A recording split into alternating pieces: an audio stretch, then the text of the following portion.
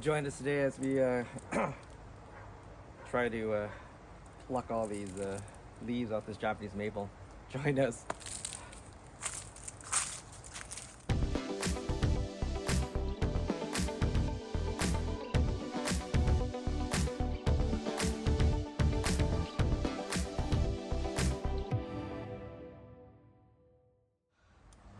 Welcome back, everybody. I know I'm not doing my normal intro here, but I'm already a couple weeks behind, if you can tell. What I'm doing right now is I'm actually leaf pinching or sender node pinching or node punching or leaf cutting. Oh, not leaf cutting. This is actually still pinching. They're still kind of green. My Japanese maple. So you're wondering how people have these really dense Japanese maple canopy with really short internodes. Well, you're doing what I'm doing. Let's see, we can't see one fully. They're picking the growth. You can see that growth there. Okay, to the smallest node they get to. So there's two more branches here. So what they're doing is, if this was that growth, the first growth that came out, they're actually pinching that growth, so they get two little nodes or one little node. And the faster you can pick that, the shorter this node becomes, and that's ideal for Japanese maple. So if you notice my tree here, this is about maybe a week since it's push growth.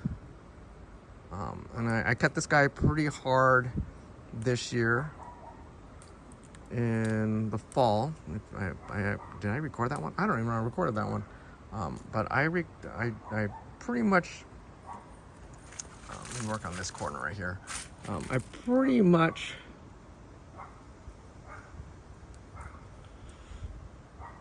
went back and trimmed this entire tree down to its first node, as far back as I could get it. It was just way too wide. And what my process was, I actually let it, oh, you can see me what I'm doing. What I did is I pushed this guy back as hard as I could, further back as I could, to gain some density. It was really leggy. That's something you'll need to do with Japanese maples eventually, is when they get too lanky and too large, you need to go back and cut that back down to shorter nodes. So if you have an apprentice, this is a great job for that apprentice, because it's very monotonous.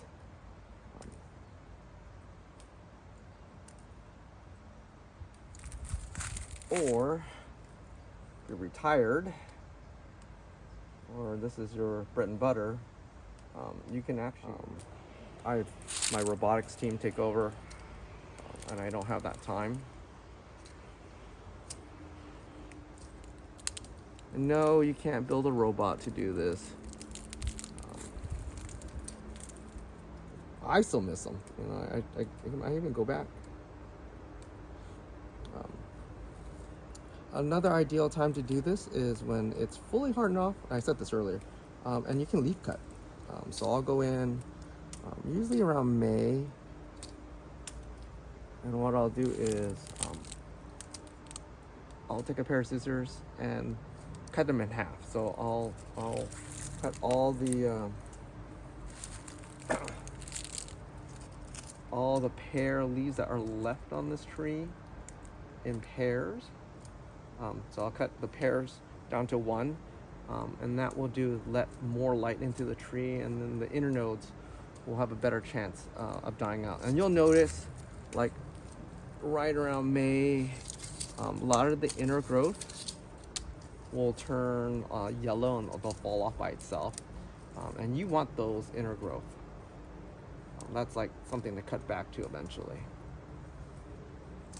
But yeah, it's a lot of green.